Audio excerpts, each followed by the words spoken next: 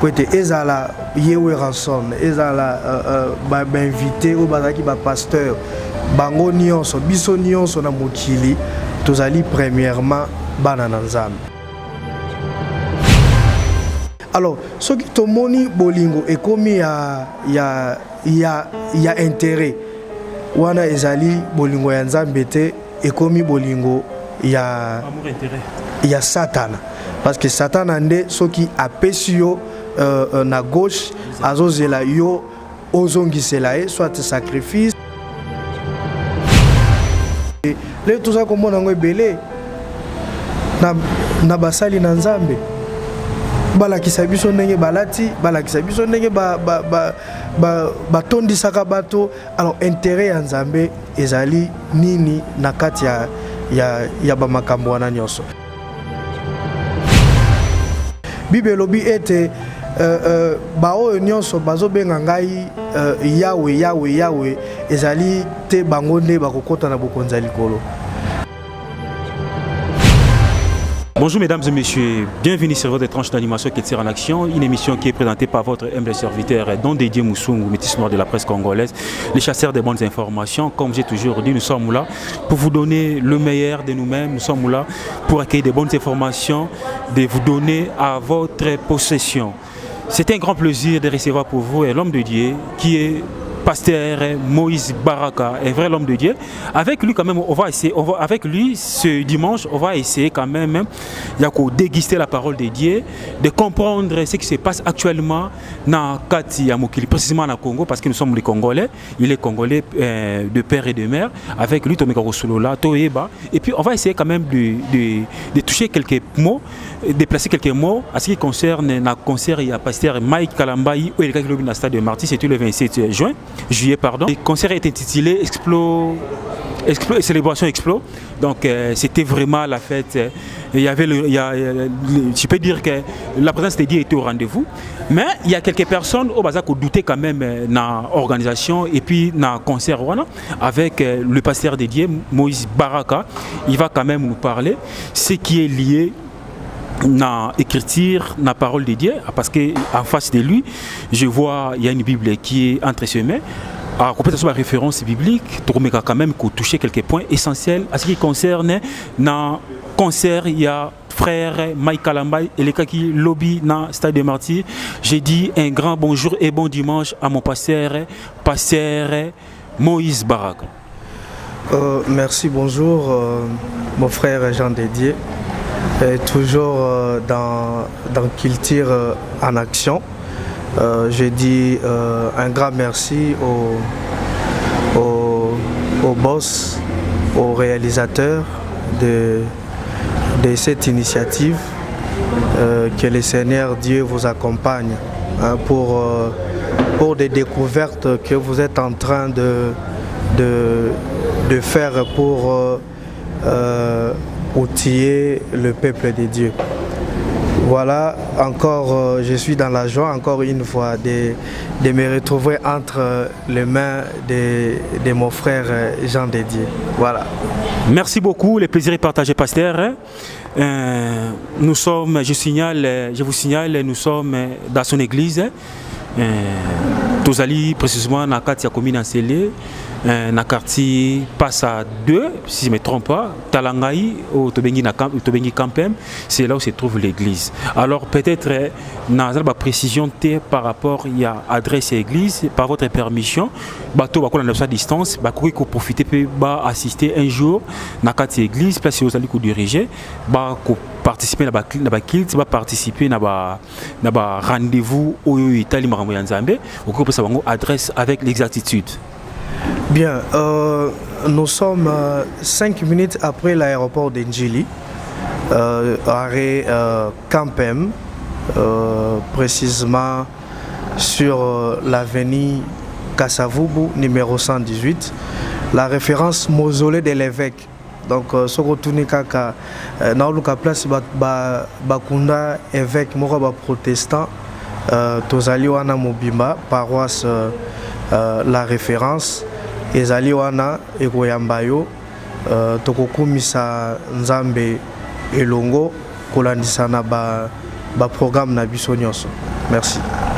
Merci beaucoup, pasteur. Ce n'est pas pour rien. Toluka qui est dimanche à solo là. Et puis, Nzambe, base a quand même édifié à travers cette émission. Oyo Nzamba Sala Libaku, à côté de l'émission, Oyo à retenir quelque chose, Yamalam ou quelque chose de meilleur par rapport à notre échange. Où ils allaient lier la spiritualité, ils allaient lier avec la présence du Saint-Esprit. À travers cette émission, j'aurais souhaité placer un mot gentil na ba brebis Oyo Bakolanda biso à ce net moment.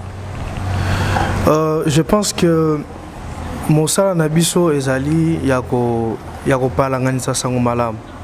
Tozali na eloko msusu yako salate à part côté à sango malamu. Alors kola ezali pour na édification ya bana na Nzambe, c'est pourquoi omoni nasimbi maloba na Nzambe pour que tout se référé toyeba maloba na Nzambe ezali kotalisa biso nini na ba réalité oyo tozali kobika na yango na mokili na biso ya lelo. Voilà. Merci beaucoup. Pasteur, on ne va pas tarder. J'aurais souhaité tout côté maman à stade douana. Lobby, collègue Nao Pasteur, chanteur de l'Éternel, a livré un concert, un grand concert, une célébration exploit. Je ne sais pas ce qui nous a massacré philosophie. Il y a eu les mondes dans le stade. Il y avait toutes les tendances confondues qui ont marqué leur présence. Il y avait la présence de Weranson, il y avait la présence de Bill Clinton, il y avait la présence des héritiers, qui est un ancien chanteur de Weranson. Il y a aussi la présence des politiciens, parce que j'étais aussi là sur place, tout ça, je sais l'investigation. Nous voulons que tout comme sur place, toute la réalité, et permettre à Bisso de relier l'information où ils allaient correct avec exactitude. Je vous confirme, présence il y a bateau, parce que j'étais là, on a eu le temps à échanger, on s'est serré le main. J'ai posé aussi des questions. Pourquoi vous êtes ici? Abi, nous sommes venus par rapport à l'invitation qui a été donnée à notre frère Mike Kalamba, qui est pasteur actuellement à Zana Koze, qui exerce Missa Nzambe. Alors, pendant on jouait les concerts, on a compté les morts. Dans ma présence, j'ai vu 3 corps sans vie. Et puis, là où j'ai été, je me suis dit, là où il y a le Saint-Esprit, il y a la présence des dieux. Est-ce qu'on peut compter les morts? Moutabimaki nanda kunaye makasi aye kokumisa Nzambe elongo na ba chante de l'Éternel, mais azozonga na libota na famille na ye ebembe. Pas ça, votre avis, votre commentaire par rapport à la réalité actuelle na kati ya musique ou tobenga la musique chrétienne. Merci beaucoup, Mopalanganisi Sango, Jean de Dieu. Nous allons lire premièrement la parole de Dieu dans Jean 3,16. Qu'est-ce que la Bible nous dit? La parole de Dieu dit: car Dieu a tant aimé le monde qu'il a donné son Fils unique, afin que quiconque croit en lui ne périsse pas, mais qu'il ait la vie éternelle. Papa Jean de Dieu, na péricope oyo touti kotanga liboso ya bana na Nzambe. Maloba Nzambe ezali clair. Koloba ete Nzambe alingaki mokili bongo atindaki Kristo pona akufela biso.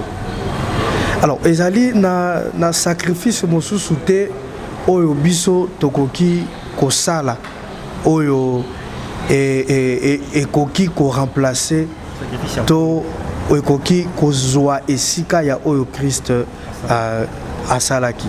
Alors nayoki tubalobi mingi concernant sujet ya événement au esalamaki l'autre fois. Tokosimba eloko moko ezala ba invité au bayaki, ezala ba pasteur au bayaki pona kwa accompagner événement. bango nyonso bazali ko constituer liboke o babengi ya bana na Nzambe po ete ezala yewe ranson ezala ba invité o bazaki ba pasteur bango nyonso biso nyonso na mokili tozali premièrement bana na Nzambe.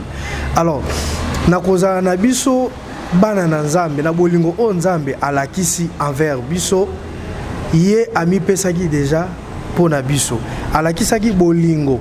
Alors bolingo o Nzambe alakisaki biso ezali ezali fixé te ezali na limite te oyo tokoki koloba nga na pesi gauche yo pesa ngai droite.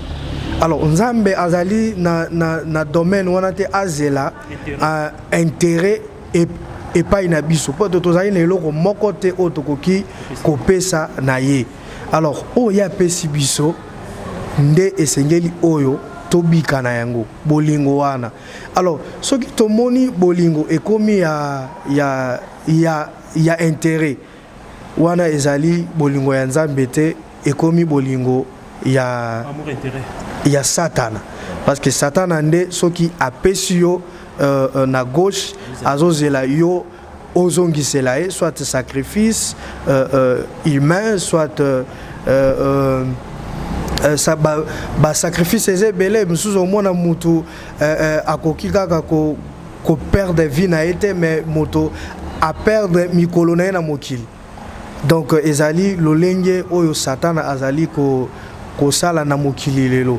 Alors événement esalemi bato basepeli bakumisi Nzambe babini mais Nzambe lokumu nini attiré na makambo wana nde mutuna osengeli to mituna intérêt ya Nzambe na makambo nyonso tozosala ezali nini. Alors soki ezali kaka pona ba intérêt na biso moko c'est que tozosalela Nzambe te. Soki ezali kaka pona ba intérêt na biso bamona biso ngai pe na bimaki na miso bato ngai pe na salaki boye ngai pe na tondisaki stade ngai pe na yembaki ngai pe na lataki boye le toza komona ngo ebele na basali na Nzambe balakisa biso ndenge balati balakisa biso ndenge batondisaka bato. Alors intérêt ya Nzambe ezali nini na kati ya bamakambo wana nyonso. Bible elobi ete baoyo nyonso bazobenga ngai Yahweh ezali te bango nde bakokota na bokonzi ya likolo. Alors yango esengeli na ba Kristo bazwa garde parce que diable batantaka ete yo soki ozali mo Kristo olingi bapesaka yo biloko ya ofele yebake na sima ya ofele ozali kozwa main noire ebombami na se yebake main noire ebombami na se tant musu yo koki koyeba te ba utiliser yo pour que ba récupérer quelque chose na sima na yo yebite. Alors esengeli ozala mwana na Nzambe ya solo. Alors esengeli ko éviter ko kendaka na babisika oyo tokoki koloba babisika ya spectacle. Dieu lui-même s'est livré en spectacle pour nous sauver biso. Alors biso basali na Nzambe lelo tokobi ko se livrer en spectacle pour to sacrifier ba âme ya Nzambe.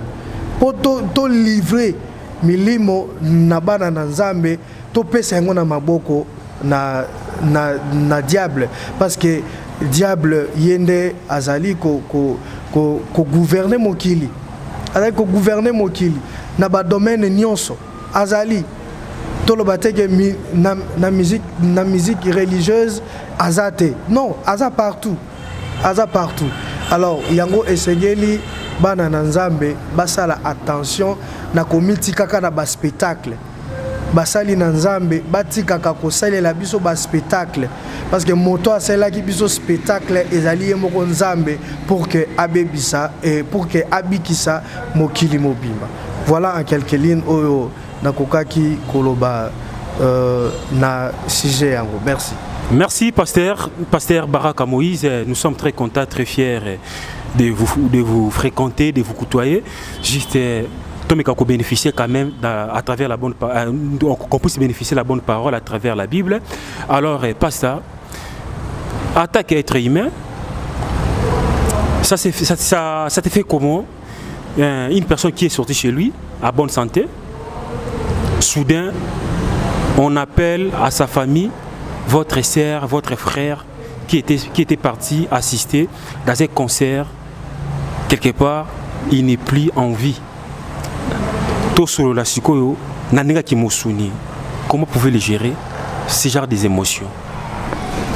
Bon, ezali basango ya mawa pe ya pasi to kanaka yango te kasi yango ekomelaka biso des fois yango esengeli na biso bana na Nzambe ya lelo biso ba Kristo ya lelo to bongisa lolenge na biso to bongisa milimo na biso to yeba lelo soki tozate toko kende wapi. C'est bien bon ya kozala na bisika ya bongo kasi esengeli to yeba ete soki lelo ekuti ngai na kokende wapi, ekuti ngai na condition nini. C'est vrai esali pasi bandeko babongisi milimo parce que jusqu'au petit matin ici to moi pe ba nouvelle oyo et comité na ba niveau ya ba 12 morts ndenge tozoyoka. Alors otokoki koloba lisusu ezali ndoki azali na pouvoir te likolo na moto kasi Nzambe nde azali na pouvoir parce que la vie et la mort ezali entre les mains ya Nzambe. Alors moto akoki ko sala moto eloko te soki Nzambe a permettre te. Alors o nyonso esalemi ezali po Nzambe a permettre et que esalema soki makambo ezo komela biso ezali po ba o bazali kotikala bazwa leçon bayeba bisika mususu ezalaka bisika yako kende te. Notre corps elle est faible mais c'est l'esprit qui vivifie. Alors soki molimo na yo ezali fort o komiti kate na mipepe o ezali kotambusa mangomba lelo ezali kotambusa biso lelo yango ezali kopesa pasi mingi ndeko mopalanganisi sango. Merci pasteur. En tout cas, il y a tant de questions à vous poser. Nous voulons avoir l'éclaircissement par rapport à la réalité actuelle. Alors pasteur, c'était hier, toujours dans ces concerts, nous tous, je pense que Kinois, au Botamina Kinshasa, au Landa Rapé Foot, au Yebi, la réalité dans la carte foot, il y a un monsieur qui s'appelait Mort. Au Yo-Yo, tu es beaucoup plus dans le milieu à football.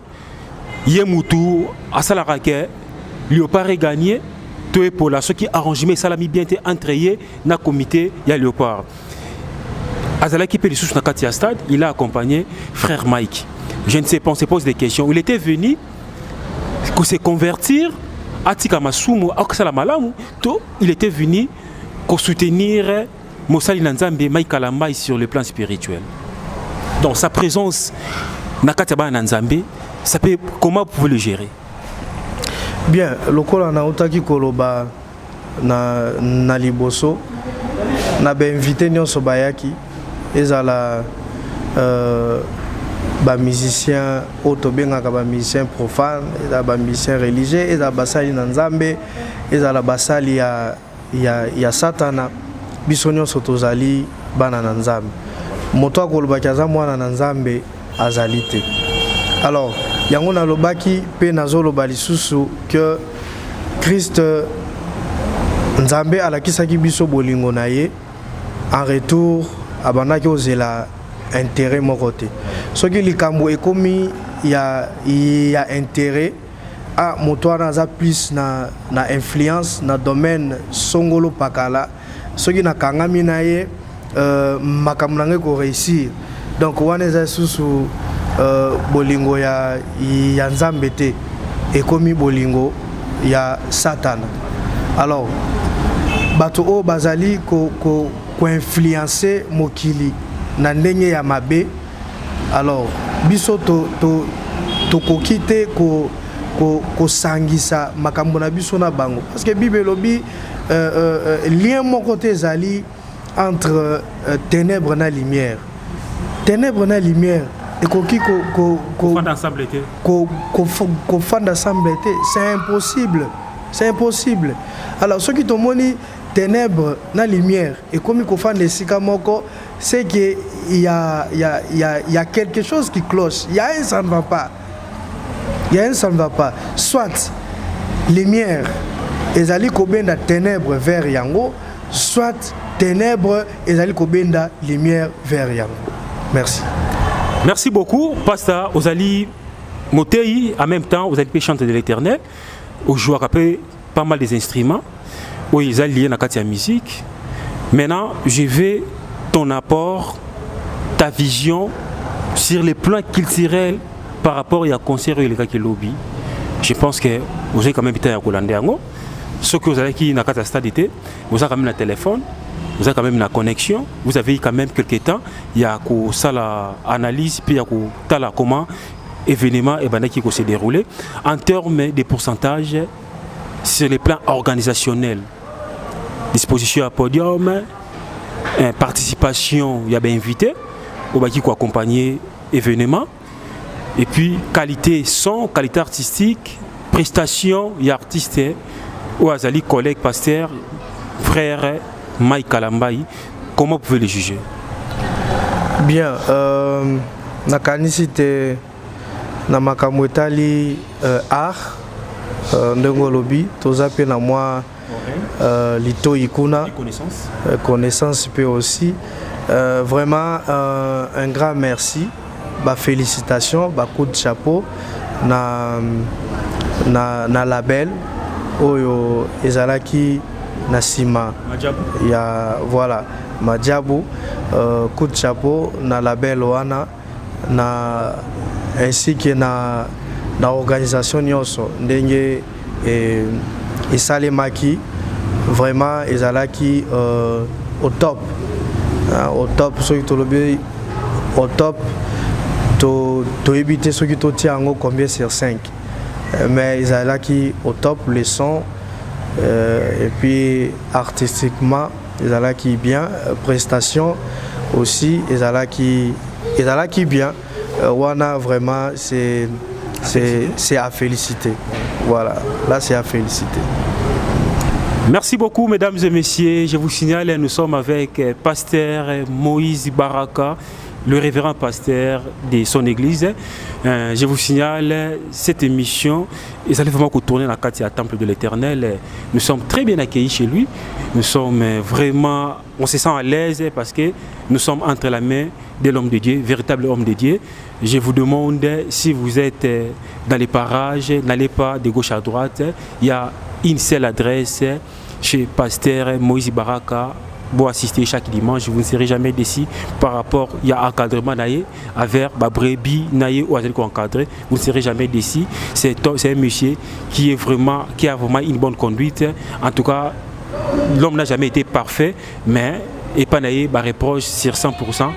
Reproche vraiment Yarosala et Zalité. Merci beaucoup, pasteur. Je suis très flatté de passer dans ton église et puis m'accorder l'audience d'échanger avec vous. Alors, pasteur, les constats que nous avons faits, parce que ce sont des effets où il a fait où ils ont la société Nabiso, qui échappé en côté. Les constats que nous avons faits, pasteur au Bazala qui dans l'événement précédent, il y a frère Nabiso, il y a pasteur Moïse Mbi, Bangote Bazala qui dans l'événement où tu as hier et pas pasteur Mike Kalambaï. Alors, nous avons constaté entre vous, les hommes de Dieu, il y a aussi une division qui règne entre vous. Donc, entre les pasteurs, il y a un bloc na bango, donc, il y a un bloc qui a traversé un bloc. En tant que l'homme de Dieu, que vous vivre une impartialité. Quel est votre mot là-dessus par rapport à Yamakambo Isakoleka entre vous, les hommes de Dieu? Il n'y a pas la cohésion, il n'y a pas l'amour, vous n'êtes pas ensemble, donc il y a la division qui règne entre vous. Je ne sais pas quel est votre mot, vous pouvez placer là-dessus par rapport à ma question. Bien, merci beaucoup. Je me demande si c'est l'arrivée du Saint-Esprit qui a fait à ce que les hommes de Dieu soient divisés, je ne sais pas. Parce que Christ a dit restez ensemble, je vous enverrai le Saint-Esprit. Et le Saint-Esprit est venu, il est descendu sur toute chair. Alors, maintenant, je m'étonne, je ne comprends pas ce qui se passe aujourd'hui, actuellement, dans notre comité, dans notre communauté. L'Église est divisée, chacun dans son coin. Moi, je suis musulman, moi, je suis catholique, moi, je suis protestant, moi, je suis réveil, moi, je suis saltiste, moi, je suis kimbanguiste. Je ne comprends pas. Qu'est-ce qui a fait que l'Église soit aujourd'hui divisée? Divisée dans l'esprit, divisée aussi dans le corps. Qu'est-ce qui a fait? C'est parce que l'Église aujourd'hui, chacun de nous cherche sa propre intérêt. Ce n'est plus l'intérêt de l'Évangile. Si c'était l'intérêt de l'Évangile, l'Église allait être unie, l'Église allait être forte, l'Église allait être ensemble. C'est pourquoi je demande à l'Église, aux dirigeants des églises, restons ensemble. Si c'est pour l'intérêt de Christ, prêchons la croix. Laissons Christ faire ce qu'il veut faire de nous.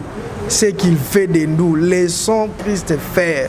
Ne marchandez pas l'évangile comme nous voyons, nous les constatons dans nos rues. Les mamans qui chantent, venez acheter, c'est pareil dans nos églises. Venez ici, ici, il y a ceci, ici, il y a ceci. Non, arrêtons cela. Laissons Jésus-Christ. Prêchons la croix, car la vie chrétienne n'est pas facile. La vie chrétienne n'est pas facile. Merci. Merci beaucoup, merci beaucoup, révérend pasteur Moïse Baraka. Nous sommes pratiquement à la fin de notre entretien avec vous.